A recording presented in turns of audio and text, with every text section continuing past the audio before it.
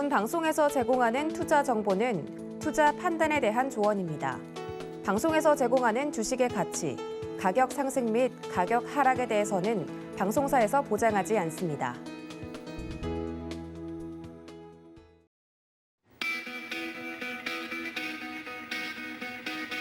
안녕하십니까. 고수익 작전 타임 진행의 도지은입니다. 어제 삼성전자와 LG전자 등 전자 투톱이 잠정 실적을 발표를 했는데도 불구하고 관련돼서 역대급 실적이 나왔지만 장중에 주가는 흐름이 부진한 모습을 보였습니다. 이제는 성적표가 시장에서 먹히지 않는 그런 모습인데요. 과연 우리 시장 주도주 찾기에 나선 모습인데 어떤 쪽에 매기가 쏠릴지 많은 분들이 장전에 공부를 열심히 하셔야 될 것 같습니다. 저희가 고수익 작전 타임에서 장 시작 전에 작전 짜드릴 테니까 끝까지 함께해 주시기를 바라고요. 간밤에 뉴욕 증시는 사흘 만에 반등에 성공했다고 하는데 어떤 이야기들이 쏟아져 나왔는지 체크를 해보도록 하겠습니다. 글로벌 시황센터 연결하죠. 안녕하세요. 안녕하세요. 외신캐스터 박재은입니다. 간밤에 미증시는 3거래일 만에 반등하는 모습을 나타냈는데요. 연준위원회 매파적인 발언에도 불구하고 시장은 이를 소화하는 모습이 나타난 겁니다. 기술주 흐름부터 자세히 살펴보기 전에 자세한 지수 흐름 먼저 짚어보도록 할 텐데요. 다우존스는 0.25% 오르면서 34,583선에, 나스닥은 0.06% 올랐고요. S&P 500은 0.43% 오르면서 가장 크게 3대 지수 중에 큰 폭의 상승세를 나타냈습니다. 이어서 기술주 흐름을 살펴볼 텐데 기술주도 반발 매수세가 유입이 되면서 조정 양상에서 좀 벗어난 움직임이 나타나는 모습이었습니다. 일단 애플은 0.18% 소폭 오름세로 마무리를 지었는데요. JP모건이 애플에 대한 전망치 하향 조정한 점은 체크를 해보시면 좋을 것 같습니다. 이어서 마이크로소프트는 0.62% 상승하면서 301달러 선으로 마쳤고요. 반면 알파벳A는 조정받는 모습이 나타나는 모습이었습니다.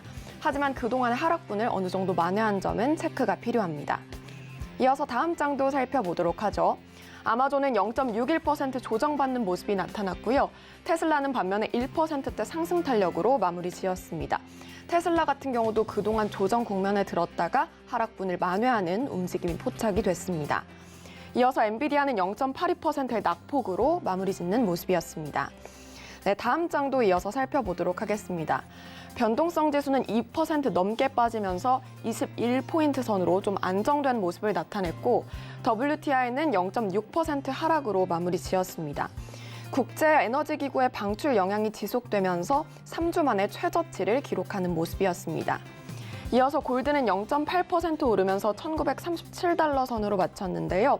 안전자산 선호 심리가 최근 강해지고 있고 또 인플레이션에 대한 해지 수요로 상승한 것으로 풀이되고 있습니다. 네, 다음 장도 살펴보도록 하겠습니다. 특징주 살펴볼 텐데요. 간밤 실적 발표한 기업부터 체크해 보도록 하겠습니다. 먼저 리바이 스트라우스 앤드 컴퍼니부터 볼 텐데요. 강력한 수요에 더해서 효과적인 가격 인상이 주목받고 있습니다. 컨센서스를 상회하는 실적을 발표했고요. 하지만 증시에 반영되지 못하고 0.72%의 낙폭 기록했습니다. 다음은 코나그라 보겠습니다. 강보합권 정도에서 마쳤는데요. 물류 비용 증가로 인해서 실적 가이던스를 낮은 수준으로 제시한 점 체크해 보시면 좋을 것 같습니다. 반면 소파에는 7%대 급락세로 마무리 짓는 모습이었는데요. 백악관이 학자금 대출 상환 유예를 연장한 것이 악재로 작용을 하고 있습니다. 이어서 살펴보도록 하겠습니다. 최근 경기 침체 우려가 지속되면서 경기 방어주의 흐름이 굉장히 강해지고 있는데요. 랠리가 이어지고 있습니다. 코스트코는 4% 가깝게 급등하는 양상이 나타났고 월마트는 1%대 상승, 프록터앤갬블은 1.29% 오름세로 마무리 지었습니다. 네, 이렇게 특징주 흐름까지 살펴봤고요. 간밤에 나왔던 외신들 자세히 지켜보도록 하겠습니다. 네, 첫 번째 소식입니다. 연준의 대표적인 매파로 꼽히는 연준위원회 발언이 있었는데요. 자세히 들어보도록 하죠. Fed Blurred wants to get benchmark interest rate up to 3.5% this year. 네, 제임스 블러드 세인트루이스 연은 총재가 연준이 금리를 3.5% 수준으로 높여야 한다고 촉구했습니다. 부제를 살펴보면 Fed can move relatively rapidly without hurting economy, St. Louis Fed President says 라고 밝혔는데요. 이 연은의 총재는 이렇게 강조를 한 겁니다. 경제를 흐트러뜨리지 않고도 경제는 잘 회복을 할 수 있다라고 밝힌 건데요. 이렇기 때문에 금리 인상을 더더욱 빨리 해야 한다고 촉구를 한 겁니다. 경기 침체 가능성을 일축한 만큼 더 매파적인 발언에 시동이 걸린 건데요. 블러드 총재는 이날 미주리 대학교의 강연에서 자세한 내용을 밝히기도 했습니다. The U.S. expansion is not old and can continue for a long time. 경기 확장 국면은 오래되지 않았고 그리고 계속해서 오랫동안 지속할 수 있다라고 밝힌 건데요. 블러드 총재는 연준의 금리 인상을 앞두고 모기지 금리와 국채 수익률 상승에도 연준은 인플레이션의 싸움을 계속해왔다고 강조를 했습니다. 하지만 싸움에 뒤처져 있다는 부분도 함께 지적을 했는데요. 올해 금리가 3.5% 부근으로 높아져야 한다는 점을 다시금 강조를 한 겁니다. 특히나 블러드 총재가 표현한 것은 behind the curve라는 표현이었는데요. 여전히 연준은 뒤처져 있다는 점을 강조한 것이고요. 다음 회의에서 포워드 가이던스를 확인해줘야 한다고 말을 했습니다. 또 전쟁의 불확실성으로 인해서 인플레이션이 더 높기 때문에 대응을 더 해야 한다라고 강조를 했고요. 경기 확장세는 지속될 것이고 고용시장이 견조하다는 점을 확인시켜주기도 했습니다. 이 발언이 실제 연준 정책에 어떤 영향을 미칠지 저희와 함께 지켜보도록 하겠습니다. 다음 기사 이어서 살펴보도록 할 텐데요. 최근 지구온난화의 심각성이 대두되고 있는 가운데 주 원인으로 꼽히는 메탄의 배출량이 심상치 않다는 소식입니다. Methane emissions surged by a record amount in 2021, NOAA says. 네, 메탄의 배출량이 최근 기록적인 수준으로 치솟았습니다. NOAA가 발표한 자료에 따르면 강력한 온실가스인 메탄의 전 세계 수치가 작년에 2년 연속 최고치를 기록을 했는데요. 이는 과학자들이 메탄의 배출량을 측정한 지 40년 만에 최고치입니다. 화석연료의 생산과 사용은 총 메탄 배출량의 거의 3분의 1을 차지하고 있는데요. 노아의 관리자는 성명에서 메탄 배출량을 줄이는 것은 빠른 시일 내에 꼭 필요하다고 강조를 했습니다. 그의 자세한 발언을 들어보도록 할 텐데요. 특히나 강조된 부분을 보도록 하겠습니다. Methane reductions have to be one part of a transformative global effort to phase out deadly fossil fuels in favor of truly clean renewable energy라고 이 부분을 특히나 얘기를 했습니다. 메탄 배출량을 줄이는 것은 지금 전 세계적으로 꼭 필요한 움직임이라고 밝힌 건데요. 특히나 친환경주 관련해서 주목을 해보자는 의견을 시사하기도 했습니다. 이렇게 과학자들은 메탄의 산업적인 원천이 기술을 좀 사용을 줄이는 것을 하는 것이 가장 간단하다라고 말을 했는데요. 메탄을 줄이기 위한 움직임이 불가피한 만큼 앞으로 친환경 관련주의 흐름 함께 연동해서 지켜보시면 좋을 것 같습니다.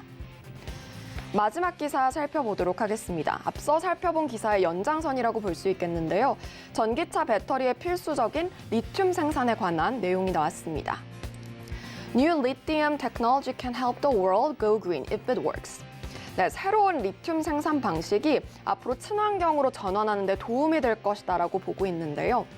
많은 기업들이 현재 투자하고 있는 새로운 리튬 방식이 나온다면 친환경 움직임에 큰 도움이 될 거라면서 최근 리오틴토, 제너럴 모터스 그리고 심지어 미국 에너지부에서조차 리튬 생산 방식을 새롭게 만들려는 투자를 하고 있다고 합니다.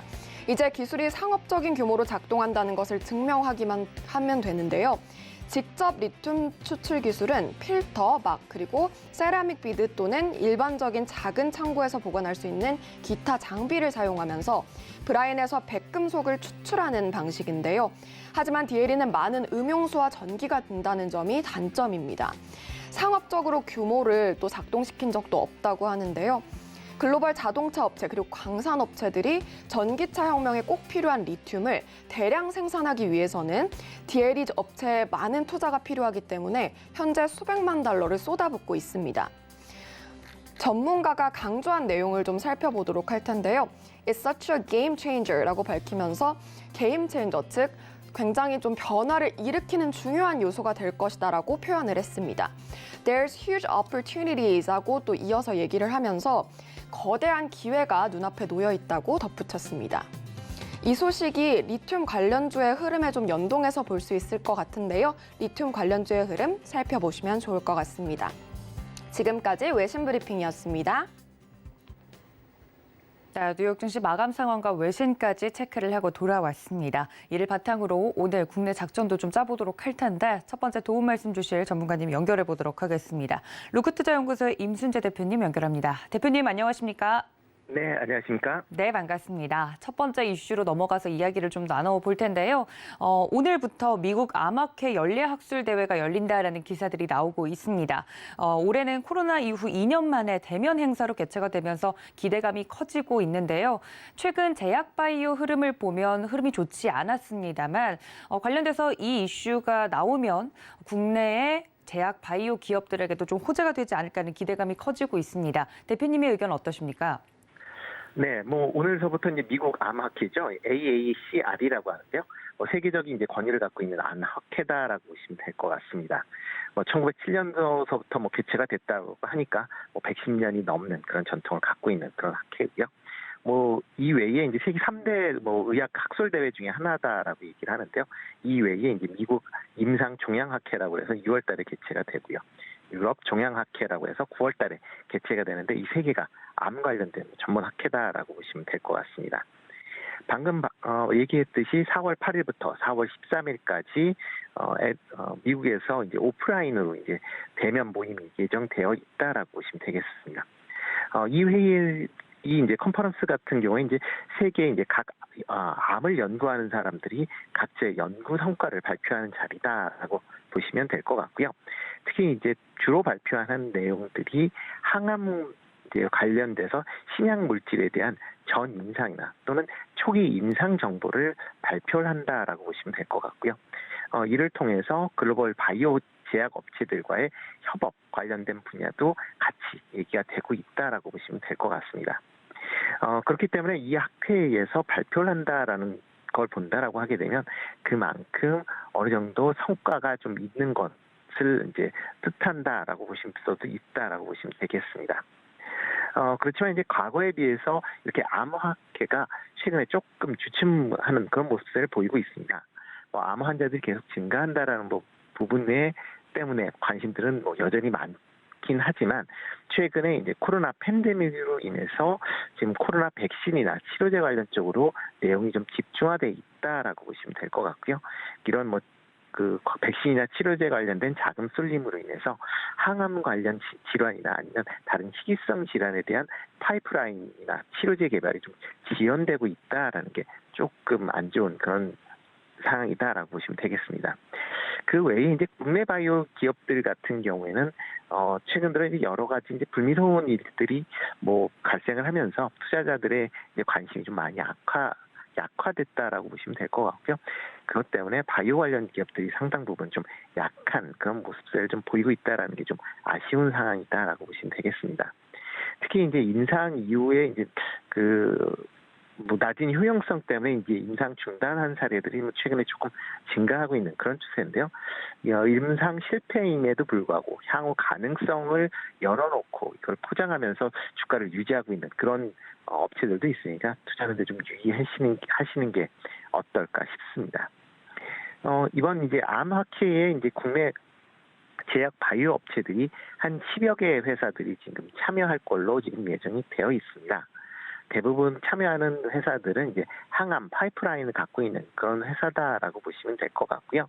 이런 이제 항암 파이프라인에 대해서 발표를 함으로써 글로벌 이제 제약사들의 협력을 얻을 수도 있고요. 또 다른 분야들의 또 이제 신기술에 대한 임상 시험 결과들이 발표가 되기 때문에 다른 회사들과의 이제 협업 아니면 기술 도입 관련돼서도 여러 가지 이제 참여를 열어놓는 그런 이제 행사다라고 보시면 되겠습니다. 국내에서도 관련돼서 파이프라인 관련돼서 여러 회사들이 있습니다. 크게 본다라고 하게 되면 지금 몇 개 회사가 있는데요. 대표적인 회사를 본다라면 한미약품 같은 경우 이제 표적 항암제인 HM97662라는 그런 이제 그 물질에 대한 전임상 결과를 이제 발표할 걸로 지금 예상이 되고 있습니다.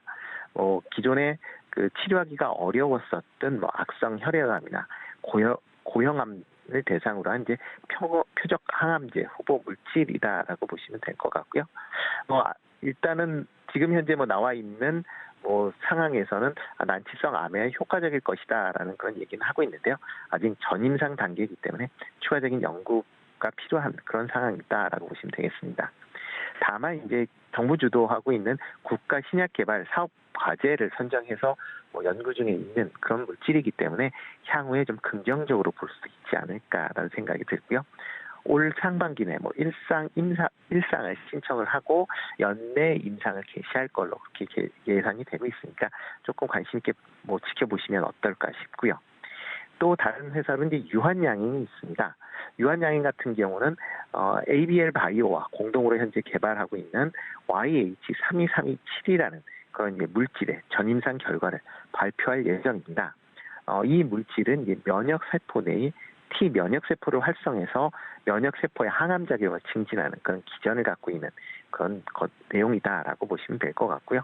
이 외에 이제 YH29407이라는 이제 면역 항암제도 또 이번에 발표할 예정이니까요. 이런 점도 좀 감안해서 보시면 어떨까 싶고요. 또 레고캠 바이오 사이언스 같은 경우는 항체 약물 복합체 플랫폼을 이용한 항암제 후보 물질에 대해서 전임상을 발표할 예정입니다.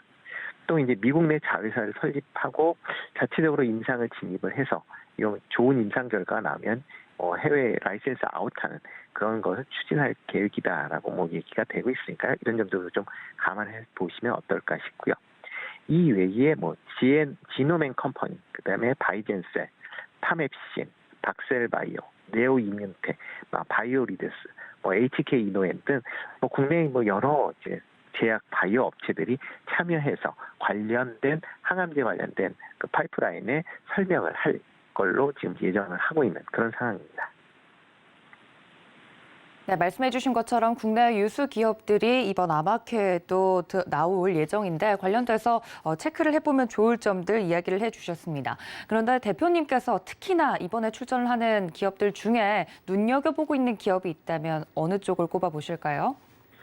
네, 일단 제약 바이오 관련 쪽으로 보면 이제 한번 그 신약이 터진다라고 하게 되면 이제 대박의 투자 성과를 얻는 그런 상황입니다. 대표적으로 지금 코로나 백신을 지금 만들고 있는 모더나 같은 경우도 이번에 코로나 백신 성공으로 인해서 거의 대박 수준의 그런 이제 그 기업 성과를 이제 기록을 했다라고 보시면 될 것 같고요. 그렇기 때문에 많은 분들이 제약 바이오 관련 기업에 관심을 갖고 있는 거 아닌가라는 생각을 하고 있습니다. 하지만 이렇게 이제 신약 파이프라인의 후보 물질에서 실제 약품으로 출시되는 확률은 1000분의 1, 10,000분의 1 정도밖에 안 되는 게 현실이다라고 보시면 될 것 같습니다. 따라서 이런 신약 개발에 장기간 투자와 연구가 필요로 한 그런 상황이고요. 그런 이제 그 상황을 어떻게 자금력을 확보해서 이끌어 나갈 수가 있는가가 회사의 향후의 성장성을 이제 바라볼 수 있는 내용이다라고 보시면 될 것 같고요. 그렇지만 모든 회사가 다 성공하는 게 아니라 아주 극소수의 일부 회사들만 성공을 한다라고 보시면 일단 종목을 선정하실 때 이런 부분도 좀 감안해서 선별할 수 있는 전략이 필요하지 않을까 싶고요. 개인적으로는 최종적으로 3상 임상을 해서 신약 개발하는 그런 회사보다는 2상 임상까지 하고 그거를 라이센스 아웃하는 형태의 그런 기업체에 좀 더 관심을 가지시는 게 어떨까 싶습니다.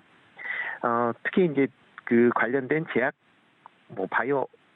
벤처 바이오뿐만 아니라 제약 업체 쪽으로도 조금 관심 있게 보시면 좋을 것 같고요. 그 기존의 실적이 담보되면서 신약 개발 적극적인 기업에 대해서 관심을 좀 가지시면 어떨까 싶습니다. 그래서 제가 좀 관심 있게 보는 종목은 이 유한양행입니다. 유한양행은 국내 1위의 제약 회사다라고 보시면 될 것 같고요. 의약품만 아니라 화학약품, 수의약품, 그다음에 의약외품, 생활용품 등 다양한 제품군을 생산하는 그런 회사다라고 보시면 되겠습니다. 일단 코로나 여파로 인해서 작년 실적은 다소 좀 부진한 그런 모습인데요. 올해는 아마 그런 부진한 모습을 좀 깨고 회복세 될 것이다라는 좀 기대감을 갖고 있습니다.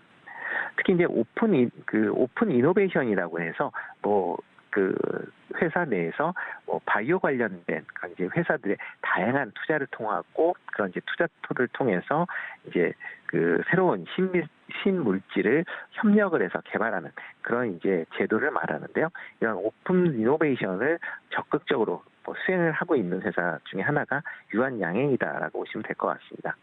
이에 따라서 여러 개의 파이프라인을 여러 벤처 기업들과 지금 뭐 협력을 통해서 개발을 하고 있는 그런 상황이고요.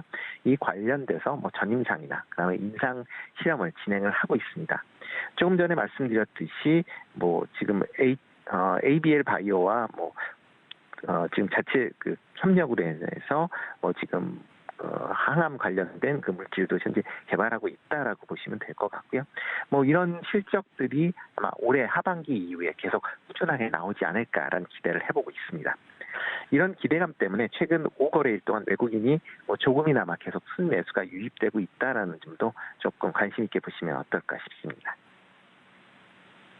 네, 이번 아마케를 앞서서 관련돼서 제약바이오 업종들의 종목들 중에 눈여겨보면 좋을 종목들 그리고 다른 종목들을 보는 데에서도 보는 포인트들을 우리 대표님께서 짚어주셨습니다. 아마케 일정 관련돼서 보고 계시는 종목들이 있다면 이 점까지 투자 포인트로 삼아보시면 좋을 것 같습니다. 자, 두 번째 이슈로 좀 넘어가 보도록 하겠습니다.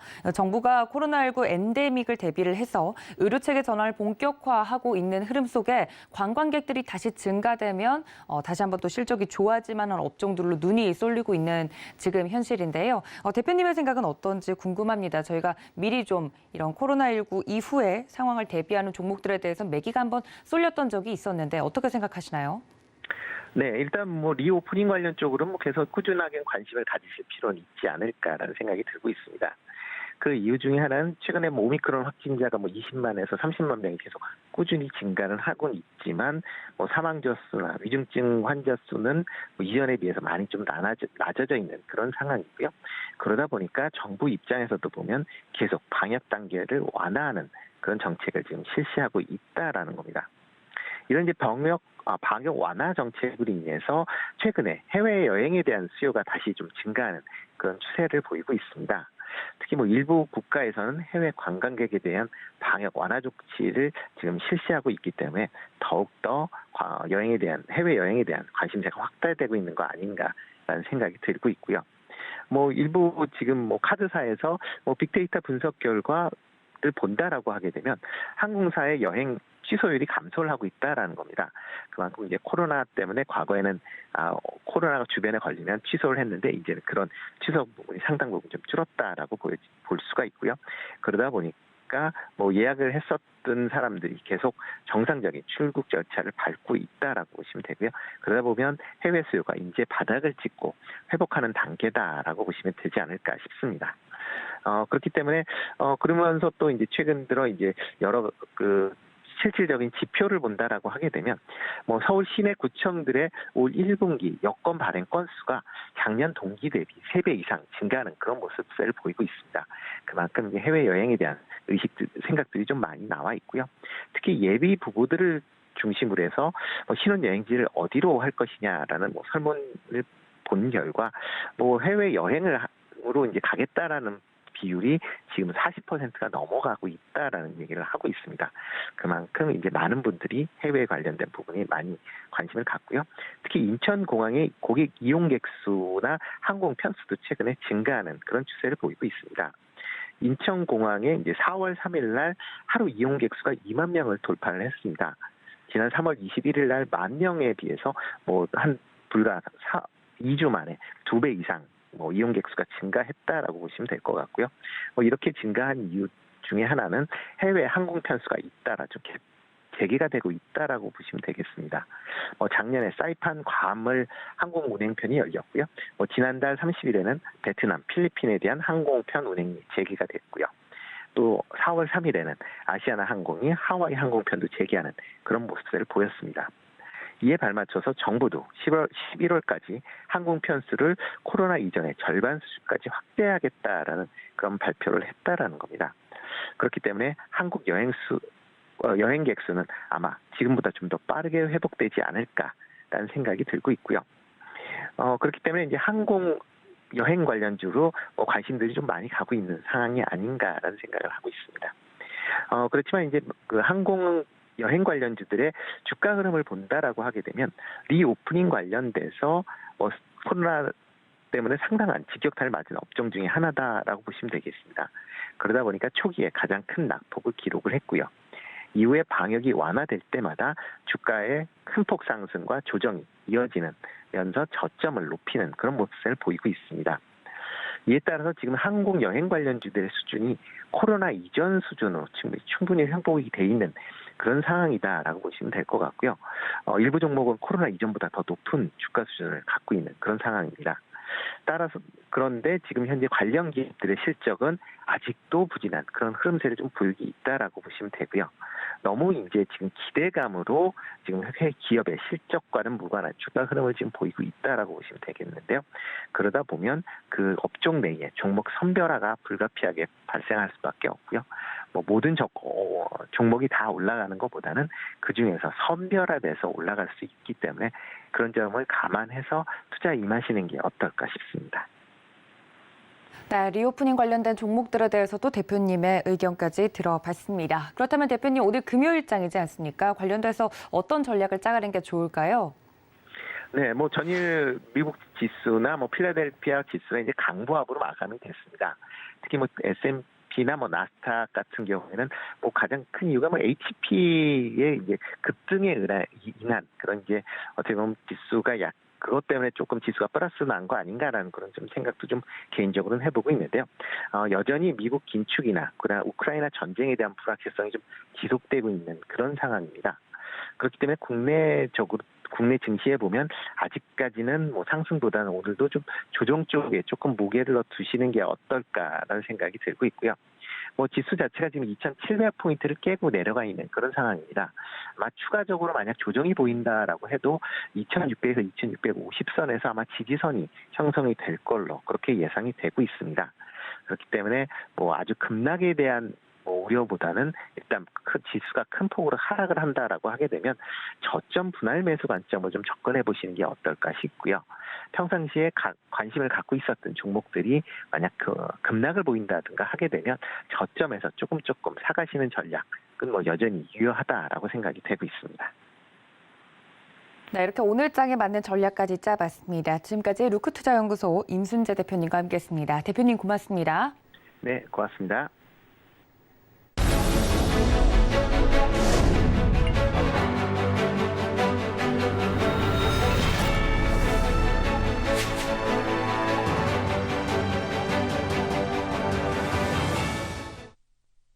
네, 월가 트레이더 버니의 미국 주식 시간으로 돌아왔습니다. 미국 시카고의 재무 컨설턴트로 계신 버니 씨와 연결을 해서 미국 주식 시장의 생생한 동향을 좀 이야기를 들어보도록 할 텐데요. 현재 미국 투자자들이 미국 주식 시장을 보는 견해를 들어보도록 하겠습니다. 함께 보시죠. When we think about where the market's going to go, okay, it's very important to realize that the sentiment of the investor is probably always too pessimistic at the bottom of the market. At the top of the market, they're optimistic, and because revenue growth is positive, they can stay optimistic, be rewarded with higher returns in their portfolios. But when they get really low levels of optimism, i.e. significant pessimism, we have to realize that that's human nature, and their object is to make money. So when they make money and they don't make enough, but they make some, that's okay still. When they lose money, people get nervous. They get worried, whatever you want to say, and it's reflective in sentiment. Now, sentiment is not the only driver of returns. When we really think about it is, what kind of revenue growth are companies achieving? What kind of earnings growth are they achieving? What kind of free cash flow do they generate? In other words, how much is the stock going to grow, and how much more earnings going to grow, and is that reflected in the market, in the price of that stock? So sentiment just tells us things at points in time. It doesn't necessarily give us a great observation that we can take long term. But if we take all those points in time, it's super significant. So let's just think about this. I've talked before about surveys that have individual surveys, okay, where there's all sorts of sentiment surveys. Is it done with individuals? Is it done with market professionals? That sort of thing. So the individuals we can see can get much more bearish than the market professionals. The market professionals usually are positive, and then let's look at this one, say for example right now. This is a U.S. Intelligent Investor Survey, and what this shows, and these gray boxes, or these gray vertical lines right here, are occurrences where there are more bearish people in the survey than bullish people in the survey. And then we can compare that to the stock market as a whole, and what we can identify is whenever we go below zero in this survey, those have been buying opportunities. They don't always make out in the long run, but sometimes they really do. Sometimes they're really great places. That's why I'm saying we have to put this together with other things. And what we can see right now is we had a smaller level of investor optimism as we were making new highs into last year. But now we're getting down to that level where it's very, very interesting to monitor. Let's go to the next chart. Now, this is another survey completely independent of that, okay? And what we do here is we look at, and this is people that are bullish, not are you, what percentage of the population is bullish or bearish, but how many respondents are bullish within that survey. And this line right here is 25%, the green line, and the red line is 50%. So what we find is that we're at periods where you don't really get much more bearish than where we are right now. This is a fairly significant level. Now, there are 31 of these occurrences where they've been this bearish. 29 of those occurrences, the market really rallied.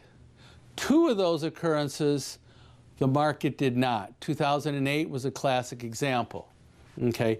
And what we have to be careful of right here, and see here we can see the 2008, it did not. The market sold off fairly significantly at that point in time. So the question is, they are very bearish. 29 out of 31 times, the market has been higher 3 to 6 months out. 2 of them, they have not. So when we think about this, let's just keep that in the back of our minds. Again, other events. So we can couple this with a global economic crisis, which is Russia-Ukraine. We can couple this with a really bearish survey observation, and we can say prices down here are probably at reasonably attractive levels. We may stay here for another couple of months, I don't know. We could work our way lower, but on average, these have been attractive prices to buy. Now, let's look at the next chart.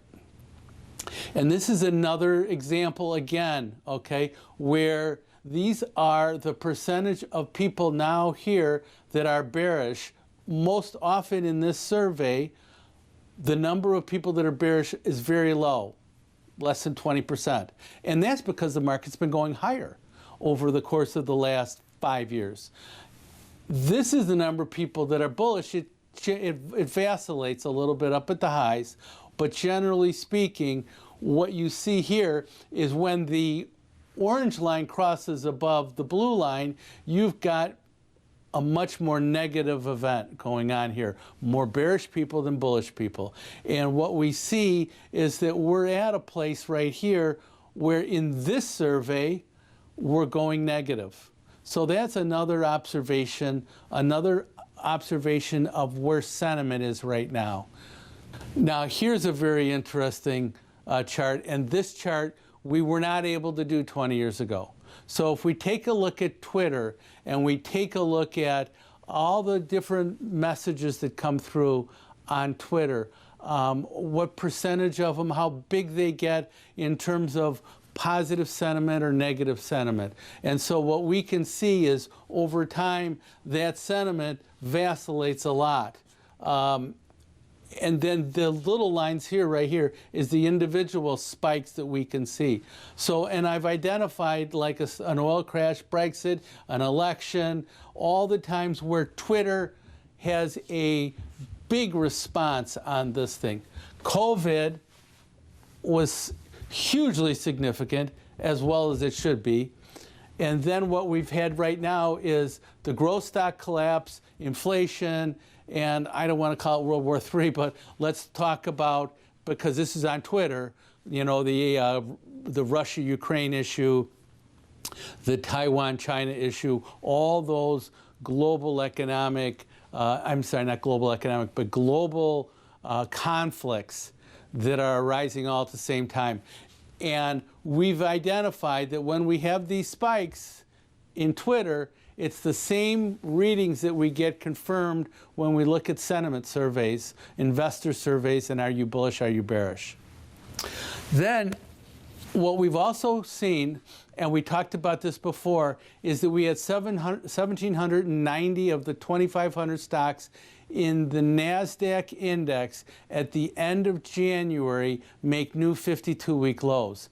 That's hugely significant. Now, if we take a reading, okay, and we take a reading like a relative strength, like a stochastic reading, a technical analysis reading, and we look at those lows and we say what kind of buy opportunities occur after those lows, what we see is we took one signal, okay, and then we said how many of these stocks over time, and this goes back to 2002, how many of these stocks generated buy signals? And this line is 50% right here. So off of these lows, 50% of the time, these stocks generated buy signals. So I'm sorry, 50% of the stocks during this time generated buy signals. So that's a real strong event. We've only had 7 of these in the last 10 years. This is the 8th one. Now, they don't always generate further market opportunities out, but what they have identified is that was a selling excess down there. So we like to see selling excesses and then reverse out with quote-unquote buy signals. In other words, that those prices down there were really attractive prices to buy, and you got confirmation with a buy signal shortly after that, immediately after that event. 네, 이렇게 미국 주식 상황까지 이야기를 좀 들어봤습니다. 버니의 미국 주식은 서울경제TV 유튜브 채널에서도 다시 보실 수 있고요. 노란톡도 열어두고 있을 테니까 여러분들 많은 참여 부탁드리겠습니다.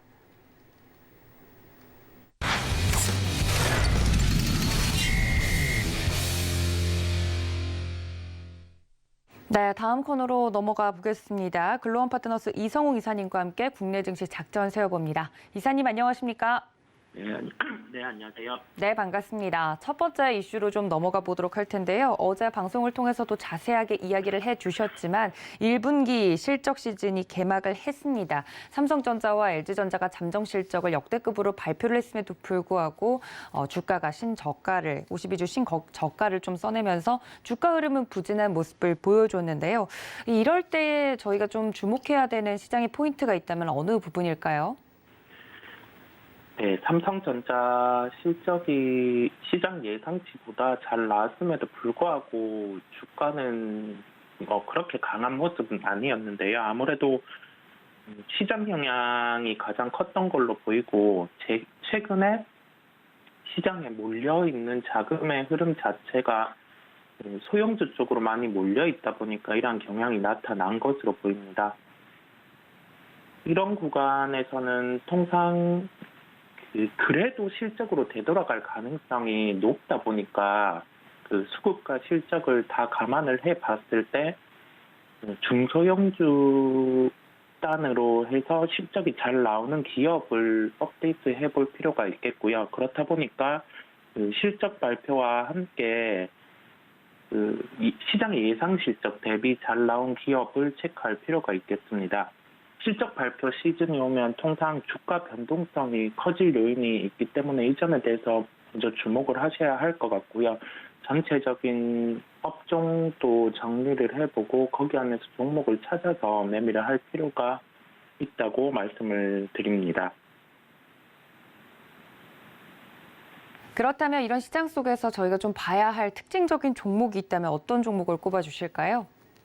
네, 저희가 월별마다 수출 데이터가 월 초에 찾아볼 수 있는데 수출 데이터 같은 경우는 특정 제품 같은 경우를 찾아볼 수가 있거든요. 뭐 보톡스라든지 이러한 부분도 찾아볼 수 있고, 그 다음에 IT와 관련된 제품 같은 경우도 찾아볼 수 있는데, 달별로 되게 수출 데이터가 올라왔던 게 소켓이라는 제품입니다.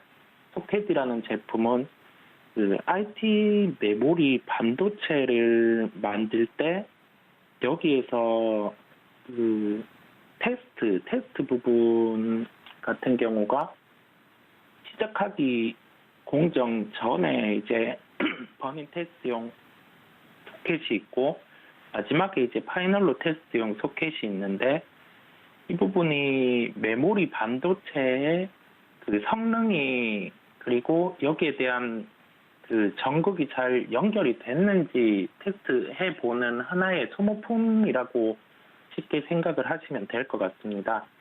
이 부분과 관련해서는 소모품의 형태를 띠고 있기 때문에 메모리 반도체 부분의 그 제품 판매라든지 성능 개선이라든지 아니면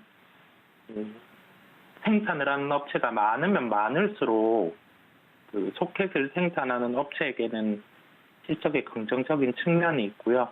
최근에 저희가 언론을 통해서도 접했지만은 뭐 엑시노스의 또 다른 성능이 증가된 레벨이 나왔다, 뭐 그런 식의 기사를 볼 수가 있는데, 그러한 성능 개선이라든지 그런 게 나타난다고 하면은 소켓 업체에게는 수혜가 되게 됩니다. 즉 정리를 해서 말씀을 드려보자면, 메모리 반도체 업황이 좋으면 메모리 반도체에 대한 시작과 끝에 대한 테스트를 하는 역할을 소켓이라는 하나의 소모품이 하는데, 메모리 반도체 판매가 많으면 많을수록 소켓 업체에게는 좋다라고 결론을 지어볼 수 있겠습니다. 이러한 소켓 사업을 영위하는 업체가 TS라는 업체가 있는데요. 말씀드린 것처럼 그 소켓의 수출 데이터는 월별로 증가를 하고 있는 구간이고, 대표적으로 이 업종 안에서 소위 말하는 1등주 같은 경우는 리노공업이 있습니다. 리노공업의 수출 데이터와 ISC의 수출 데이터를 월별로 함께 봤을 때 그 소켓의 월별 수출 데이터는 증가하는데, 리노공업과 ISC를 합한 게 일부 저번 달에는 줄어들었거든요. 그렇다 보니까 또 다른 업체가 그러면 수출이 증가했을 수 있는데, 그 또 다른 업체 중에 하나가 TS이다 보니까 월별의 수출 규모가 증가했을 가능성이 있고, 이건 하나의 추측이니까 저희가 1분기 실적에 대해서 추적을 해서 살펴볼 필요가 있는데, 1분기 실적 같은 경우는 소켓 업체의 전체적인 수출량이 좋았다 보니까 긍정적일 가능성이 매우 높을 것으로 보이고요. 추가적인 내용과 관련해서 본다고 하면 4분기 실적이 되돌아가서 1분기까지 비춰볼 필요가 있을 것 같습니다. 4분기 실적이 영업이익 기준으로 해서 119억을 발표를 했고요. 예상치가 한 126억이었는데 예상치와 비슷한 실적을 발표를 하는 모습이었습니다. 주요 제품별 매출이 프로브 카드가 한 매출 부분으로 214억 원을 차지하고 있고요. 그 다음에 OLED 부분이 55억인데 소켓 부분 같은 경우는 이제 매출이 증대가 되는 요인이다 보니 기존 사업에서 그 메모리 부분의 소켓과 그 다음에 비메모리 부분의 소켓의 판매까지 함께 늘어나는 걸 저희가 4분기에 확인을 할 수 있었습니다. 1분기 실적도 그와 함께 예상으로는 매출액 기준으로 해서는 소켓 부분만 전체적으로는 665억 원 정도가 분기로는 나타날 것 같고요. 산업 자체가 나아지는 구조다 보니까 1분기 실적 안에서 소켓 업체를 긍정적으로 볼 필요가 있고, 리노공업, ISC 다 주가가 선행해서 괜찮겠지만은 그 수출 데이터 증가 구간에서 긍정적인 1분기 실적을 예상을 해볼 수 있는 TSE 같은 경우도 관심을 가져야 할 것으로 보입니다. 네, 오늘 또 특징주로 말씀을 해주신 부분 TSE 관련돼서 자세하게 1분기 실적 시즌을 맞이해서 이 소켓 부분에서 실적이 증가될 수 있는 부분에 대해서 특히 집중적으로 분석을 해주셨습니다. 두 번째 이슈로 넘어가 보도록 하겠습니다. 실적 이야기가 나와서 또 다른 곳에서 실적이 잘 나올 수 있는 부분을 찾다 보니 이 방산업계에 대한 이야기가 나오고 있습니다. 러시아 우크라이나 사태가 장기화되고 또 우리나라 같은 경우는 북한에 대한 이슈도 있기 때문에 K 방산업체가 때 아닌 호황을 맞고 있다라는 이야기들이 나오고 있는데요. 개인적으로 좀 씁쓸한 이슈입니다만 실적이 잘 찍히고 있는 방산 업종들에 대해서 이야기를 해주신다고요? 네, 전통적으로 방산업종 같은 경우는 글로벌로 비추어 보자면 방산비 같은 경우가 대부분의 나라가 연간마다 물가 성장률 수준으로 해서는 증가를 시키는 요인이 있다 보니까 딱 그만큼의 수준만큼 제가 실적 증가 폭이 예상이 가능한 업종이었고요. 그러한 실적을 바탕으로 해서 기술력이 조금 더 되면은 해외 수출로 해서 함께 성장을 하는 부분이 있었는데 이번에 러시아 우크라이나 이슈로 인해서 우리나라 방산업체들 같은 경우도 그런 새로운 그 전쟁의 형태라든지 그런 점이 반영이 되다 보니 주가가 강세를 나타내는 모습이었습니다. 일단 현재 시점에서는 방산과도 연결할 수 있는 항공우주 산업 쪽으로 다시금 눈을 돌려서 살펴봐야 하는 시기로 보이고요. 왜냐하면은 우리나라 기준으로 6월에 작년에 한번 했었던 누리호 발세 이벤트가 존재를 한다는 점도 있고요. 가깝게는 이러한 일정이 있고 추가적으로 아마존이 저궤도 위성 같은 경우를 계속 발사를 하고 있고 스페이스X라든지 아마존이 저궤도 위성을 계속 발사를 하면서 항공 우주 산업 같은 경우가 이제 통신 산업과 함께 성장할 수 있는 구조를 갖추게 되는 모습이거든요. 그렇다 보니까 저희가 그 항공 우주 산업에 대한 관심을 두면서 오늘 같은 경우는 아마존의 저궤도 위성 그리고 누리호 발사와 연관된 종목을 말씀드리도록 하겠습니다. 네, 방산업계와 또 더불어서 항공 우주 산업과 관련된 종목 궁금해지는데요. 어떤 종목일까요? 네, 종목은 인텔리안 테크입니다. 해당 종목은 해상용 안테나와 저궤도 위성 사업을 영위하는 업체인데 단순하게 실적의 성장이라든지 그런 점을 집중적으로 보기보다는 해당 기업 같은 경우에 그러한 산업의 성장의 가능성을 비추어 볼 필요가 있겠는데요. 해상용 관련해서 크루즈 항선이라든지 플랜트에 들어가는 해상용 위성통신 안테나는 글로벌적으로 인텔리안 테크가 1위 사업자입니다. 하지만 최근에 상선이라든지 이러한 부분은 그 물동량의 변화라든지 그런 게 있다 보니까 운항이 부진한 모습이 있었고요. 그렇다 보니 이 부분에 대한 실적의 뚜렷한 성장은 조금 부진한 모습이었습니다. 다만 저희가 키를 놓고 살펴봐야 될 게 저궤도 위성 부분인데 그 저궤도 위성 같은 경우는 저희가 그 발사를 해서 그 궤도를 낮게 돌면서 그 통신과 같은 역할을 할 수 있거든요. 이게 5G 권역으로 커버가 안 되는 부분을 저궤도 위성을 통해서는 커버가 가능하기 때문에 향후에 통신사를 대체할 수 있는 요인도 있고 여기에 대해서 이제 스페이스X라든지 아마존이 계속 상용화를 위해서 저궤도 위성을 발사를 하고 있는 단계입니다. 그렇다 보니 이러한 저궤도 위성의 발사 단계에서 실적이 긍정적일 수 있겠고요.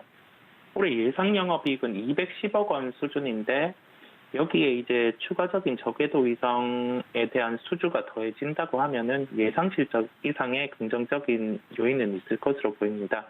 결론적으로 항공우주산업 쪽에 방산과 결부에서 관심을 가져야 할 시기고, 이런 일정 누리호 발사 일정까지 종합해 봤을 때 인텔리안 테크에 대해서 관심을 가질 필요가 있다는 결론입니다. 네, 오늘의 두 번째 특징주까지 이야기를 들어봤습니다. 지금까지 글로원 파트너스 이성웅 이사님과 함께했습니다. 이사님 고맙습니다. 네, 감사합니다.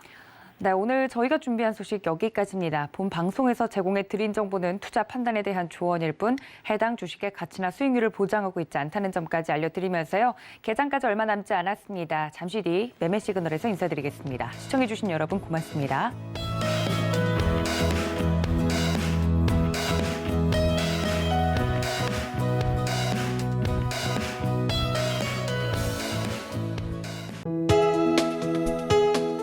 본 방송에서 제공하는 투자 정보는 투자 판단에 대한 조언입니다.